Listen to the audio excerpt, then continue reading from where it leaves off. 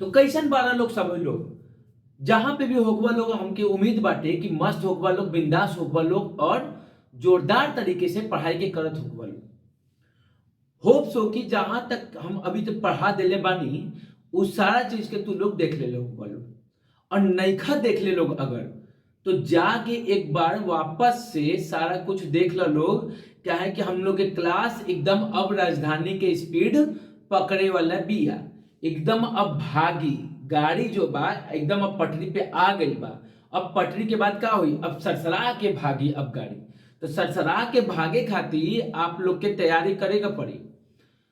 तो एक बार फिर से वो तैयारी करे खातिर हमारे चैनल एज पाठशाला पे हमारे सारे बच्चों का स्वागत है। त्योहार का मौसम खत्म हो चुका है, त्योहार को आपने सेलिब्रेट कर लिया है। अब बस एक ही काम है, आपको पढ़ाई करना। तो अब जोरदार तरीके से पढ़ाई पे लग जाइए। आज की क्लास में हम सेक्शन फॉर्मूले के कुछ और बेहतरीन क्वेश्चन को करेंगे और कोऑर्डिनेट ज्योमेट्री को द एंड करेंगे। इसके बाद नया चैप्टर क्या स्टार्ट होगा उसको देखा जाएगा। वीडियो में लास्ट तक बने रहिएगा, जिससे कि जो इंपॉर्टेंट क्वेश्चन है, जो मैं लास्ट में क्वेश्चन करूंगा, लास्ट वाला question that will be most important question, जो कि इस साल बोर्ड में आपके आने वाला है। लिख के रख लीजिएगा, इस साल वो बोर्ड में आ रहा है। तो मिलते हैं उस लास्ट क्वेश्चन के साथ और क्लास को हम स्टार्ट करते हैं।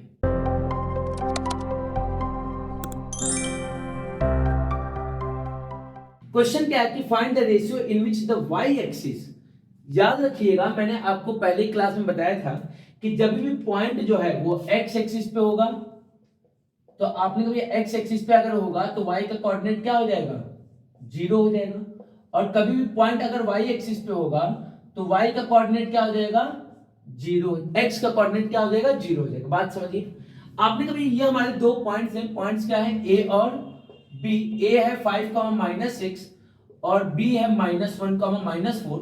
और इसको कोई पॉइंट P जो कि y एक्सिस पे लाई कर रहा है, तो y एक्सिस पे लाई करेगा, कोऑर्डिनेट क्या होगा, तो 0, y। ये इसको डिवाइड कर रहा है। फाइंड द रेशियो, किस रेशियो में डिवाइड कर रहा है ये आपको फाइंड करना है। तो हमने कहा कि लेट कर लेते हैं, लेट इट डिवाइड्स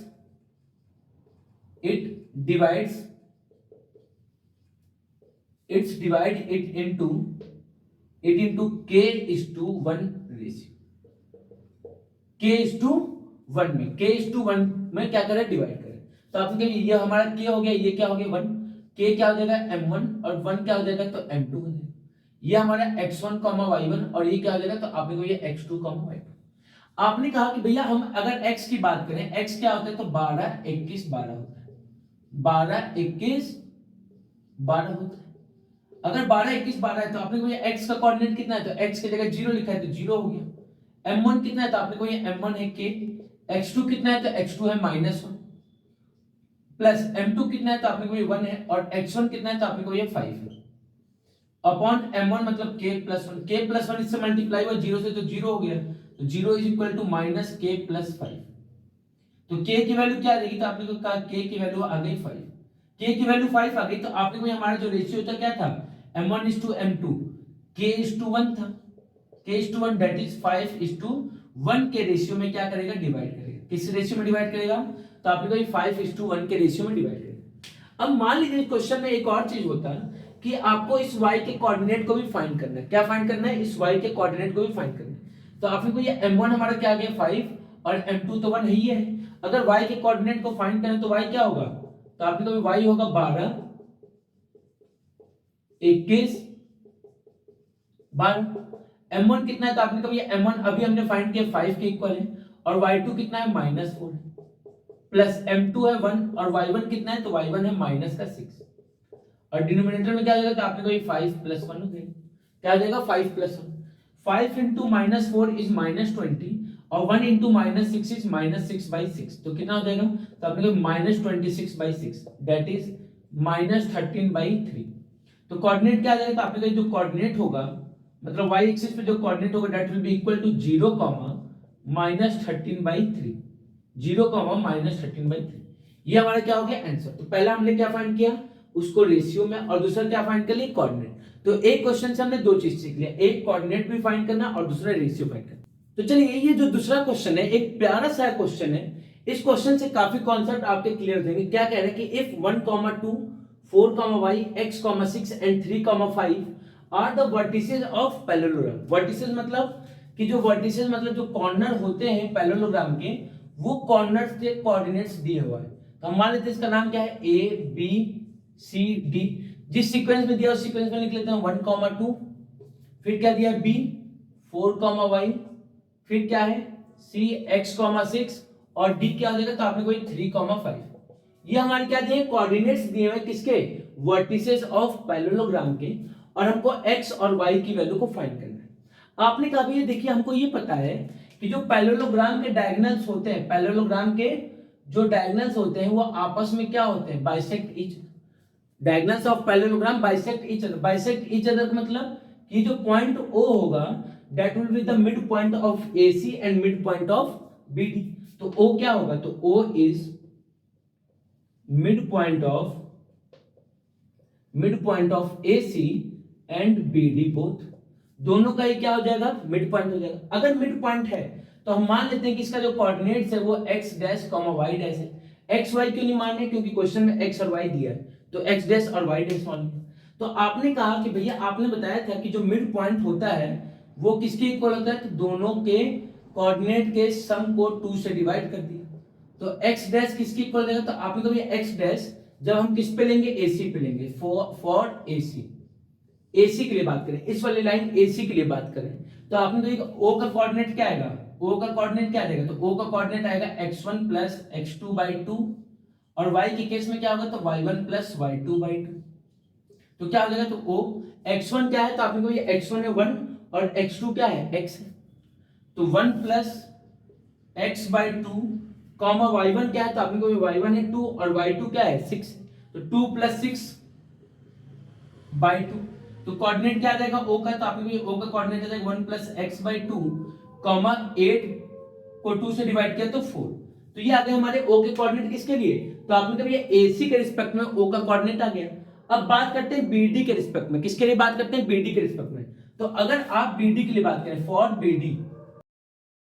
BD के लिए, तो यहाँ पे x डैश क्या होगा, तो आपने कहा यहाँ पे जो O का कोऑर्डिनेट होगा, O का कोऑर्डिनेट ये भी किसके इक्वल होगा, x1 प्लस x2/2 और y1 प्लस y2/2। लेकिन यहाँ पे जो x1 और x2 है या y1 y2 है वो कहाँ पे हो जाएगा, तो B और D को कंसीडर करेंगे, A और C को कंसीडर नहीं करेंगे। तो O के कोऑर्डिनेट्स क्या होंगे, तो आपने को ये x1 4 plus 3/2 comma y1 plus y2, y1 कितना है तो y और y2 कितना है 5/2।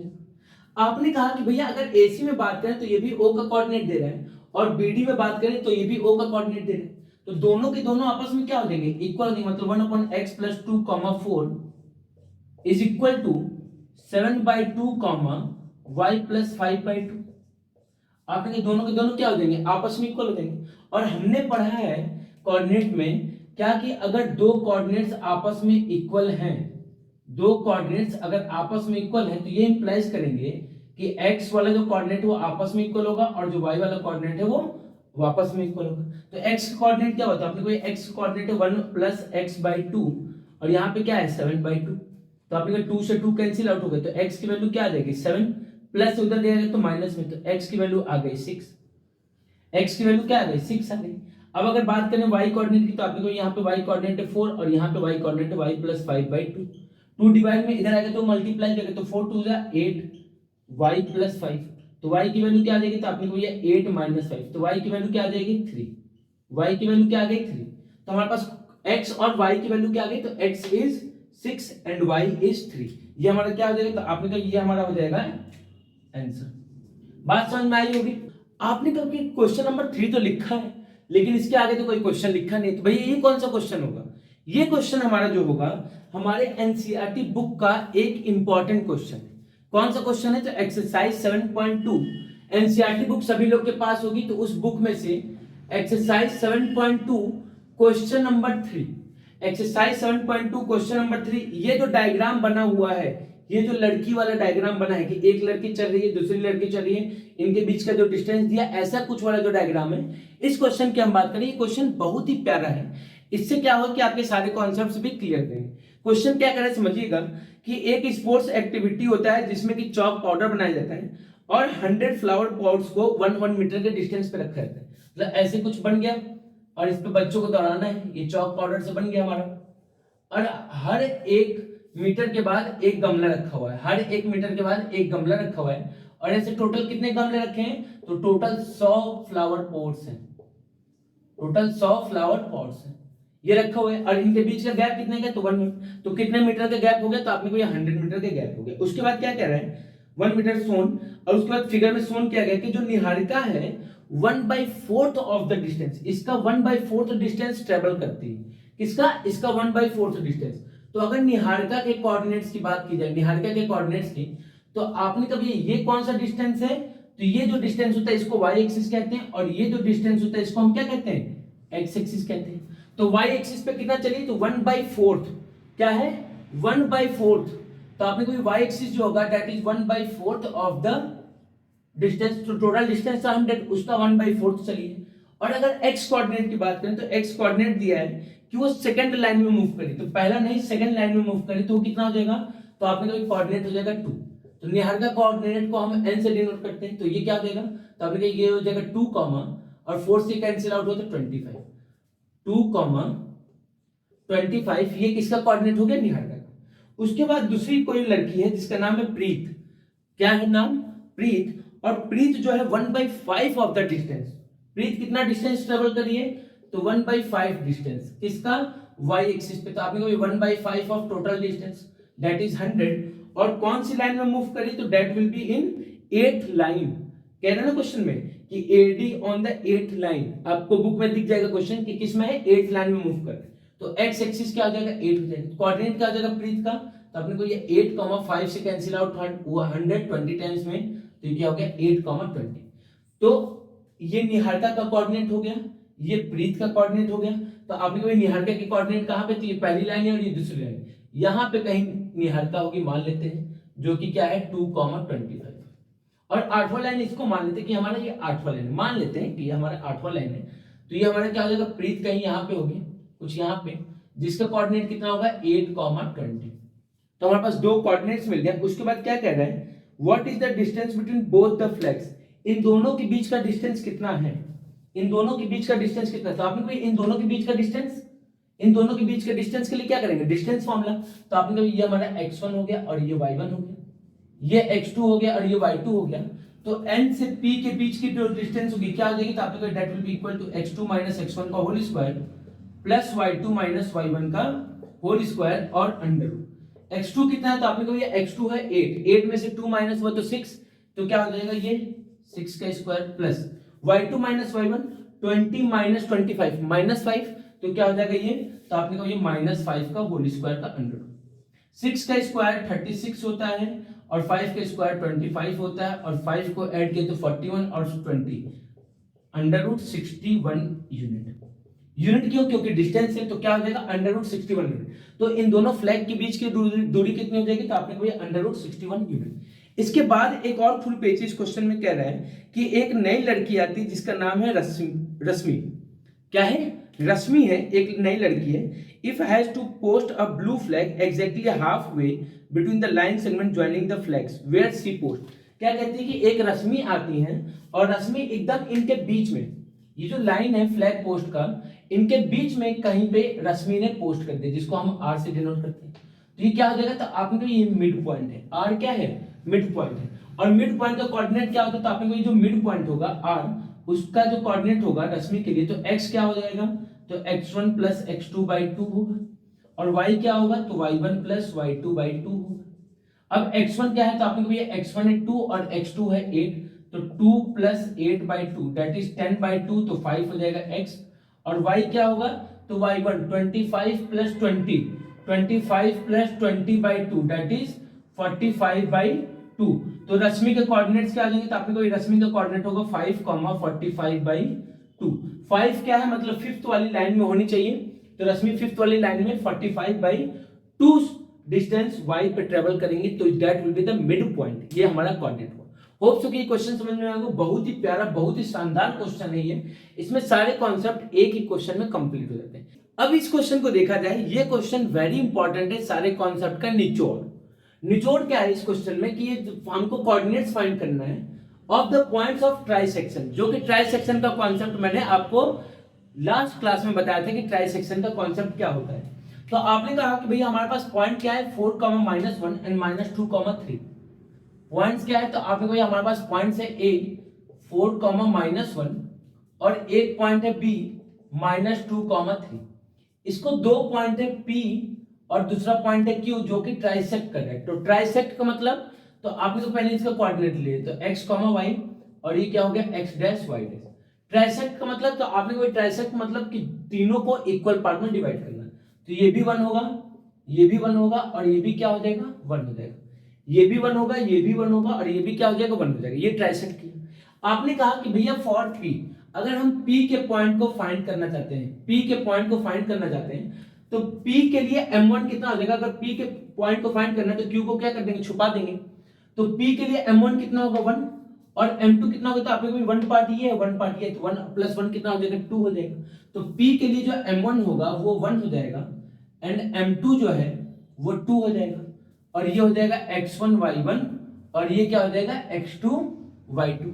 तो आपने कहा भैया अगर x के कोऑर्डिनेट की बात करें तो that will be equal to 12, एक केस 12 वैल्यूज को पुट करें तो m1 है 1, x2 कितना है तो आपने को भैया x2 है -2 प्लस m2 कितना है 2 और x1 कितना है तो आपने को ये 4 है और m1 प्लस m2 कितना हो जाएगा तो आपने को ये 1 + 2 हो जाएगा। -2 + 8/3, तो 8 में से -2 हुआ तो 6, 6/3 कितना हो जाएगा 2। तो x का कोऑर्डिनेट कितना आ गया तो आपको ये x का कोऑर्डिनेट आ गया, x का कोऑर्डिनेट कितना है 2 है तो 2 आ गया। अब अगर हम बात करें y के कोऑर्डिनेट्स की तो y भी हमारा क्या होगा तो आपको y भी हमारा क्या होगा 12, 21, 12 होगा।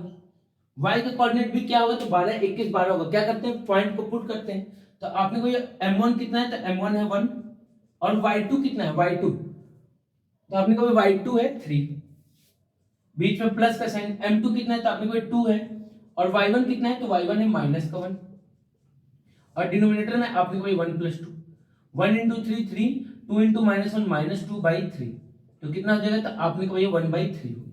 ये किसका कोऑर्डिनेट हो गया y का। तो आपने को ये x और y पता चल गया किसका है ये, तो आपने को p का कोऑर्डिनेट, तो p का कोऑर्डिनेट्स क्या आ जाएंगे तो आपने को p के कोऑर्डिनेट्स आ जाएंगे 2, और y कितना आया था 1/3, तो 2, 1/3। बात क्लियर। अब देखिए q के कोऑर्डिनेट्स को फाइंड करने के लिए दो कॉन्सेप्ट है, एक कि q जो है वो p और b का मिड पॉइंट है, दूसरा वही ट्राइसेक्शन का कॉन्सेप्ट। तो हम ट्राइसेक्शन के कॉन्सेप्ट को लगाएंगे, कोई भी दूसरा उटपटांग कॉन्सेप्ट नहीं लगाएंगे। ट्राइसेक्शन के कॉन्सेप्ट लगाते हैं जो कि सब में एप्लीकेबल है। तो फॉर क्यू के लिए अगर बात करें तो आपने को ये अगर क्यू की बात करेंगे तो p को क्या कर देंगे छुपा देंगे, p को क्या कर देंगे छुपा देंगे। तो क्यू के लेफ्ट साइड में कितने पार्ट है तो आपने को एक पार्ट ये है, एक पार्ट ये है, तो दो पार्ट हो गया और इसको क्या कहते हैं m1 कहते हैं। तो m1 कितना आ जाएगा तो आपने को ये m1 हो जाएगा 2 और अगर m2 की बात करें तो m2 आपने क्या कहा कि भैया m2 हो गया 1, x1 y1 x2 y2 तो सेम ही रहेगा। अब बात करते हैं q के कोऑर्डिनेट्स की। तो आपने ये q का कोऑर्डिनेट्स क्या है x dash, that will be equal to 12, 21, 12 values को पुट किया गया। तो आपने को ये m1 कितना है तो m1 q के लिए कितना है 2 है और x2 कितना है तो आपने को ये x2 है -2 प्लस m2 है 1 और x1 है हमारा 4 और डिवाइड में तो आपने को ये 2 + 1 हो जाएगा। तो 2 × -2 -4 + 4/3 दैट इज 0/3, तो क्या हो जाएगा 0।